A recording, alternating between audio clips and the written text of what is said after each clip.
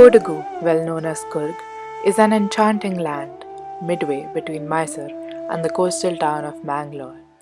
Tucked on the eastern slopes of the Western Ghats, in the southern part of Karnataka, is a bed of lush green landscapes. With the weather to envy, Kodagu houses a variety of flora and fauna and boasts of various natural tourist destinations. Dotted among such a rich and beautiful landscape, we get to see these amazing Mangalore tile sloping roof houses, terraced coffee plantations, and paddy fields stretched across acres of land. Connected by smooth roads, which are flanked by tall and elegant rosewoods, Kodagu is nothing short of weaving in and out of someone's dream. Coorg, as we know it, is a tourist destination and is home to a wide range of hotels and homestays. Little do we know that there is a totally otherworldly charm to this place. The local atmosphere, which isn't just limited to food, but also the architecture, culture, art, and most importantly, the people. The drive during the wee hours of the day were extremely pleasant, and we were among the lucky ones to sight elephants wandering near the road in the Nagarhole Reserve. A definite boost to our entire group, which actually led us to get enthusiastic about the study and the place as a whole. For the next 2 days, the main focus of the study was to document the ancestral Kodagu homes known as Ainmanis. Belonging to the rich, these are patriarchal houses handed down through generations and accommodating not less than 20 to 30 families at once. Elaborate yet simple, they are built around courtyards and stick to Vastu Shastra principles very strictly. Each and every element in the house has a religious and cultural significance that has been revered across ages. Traditions and beliefs have been the foundation on which they have built these structures and have stood the test of time. Built in stone and woodwork, it was a delightful yet exhaustive experience to decode these beautiful structures, getting to know them, measuring them, and finally getting to draw them. The three predominant building types of traditional Kodagu architecture are the Ainmanes, which are known as the ancestral homes, the temple, and the independent house. Ain means original and Mani means houses.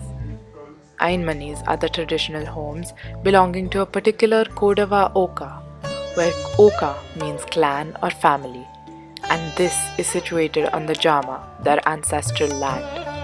It is usually a massive four-winged structure, thick wood, mud, and stone aesthetically put together to create a space that brings clans together. They have been in existence since the 8th century and are traditionally east-facing homes. They are characterized by kayalas or the veranda, ata or the attic, aimaras or the wooden planes, and sloping tiled roofs. They are a composite cluster of structures and designated areas where timeless rituals are practiced and festivals are celebrated. Each member of the Oka has access to and the right to live in and around the Ainmani on Jama land. The Ainmani has a pyramid-shaped sloping roof conveying a sense of awe and grandeur. The roof is open to the sky so that the sunlight can flood in, and it slopes downwards on all four sides as well as around the mund and gets connected to the gutter. This allows rainwater to flow down and drain off easily. A double roof system is what made this structure stand out, but at the same time was something we had to decode.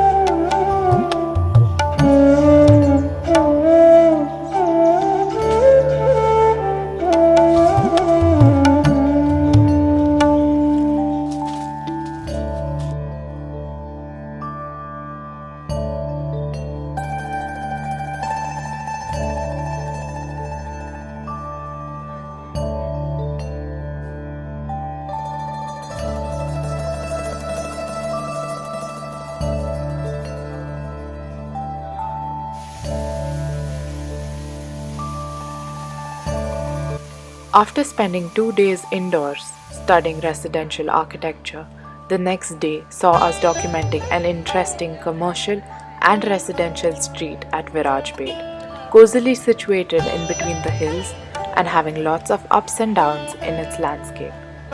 The highlight of the town was the church standing tall among all the buildings, followed by mosques and temples dotting the skyline. Walking down the streets of any place is the closest you can get to experience the place for its uniqueness. The study ended with us walking up to the highest point of Virajpet and witnessing the beautiful town down below. Every night used to end on a high note with an anticipation for the next day's work and a large spread for dinner. The last day was marked by a visit to the Namdruling monastery to witness Tibetan architecture and culture, and heading to the city of Madikeri to watch the sunset and purchase their famous coffee and spices, all while enjoying a South Indian blend filter coffee. A bonfire was organized for us as we reminisced the beauty of this whole trip, thus bringing it to a fruitful end. Kodagu treated us well with its pleasant climate, different lifestyle, culture and architecture that was intriguing and a refreshing getaway to learn something new, to rejuvenate ourselves amidst the dreary routine, touch upon the lives of people, bring something back, and while returning, leave a piece of ourselves in their mystical lands.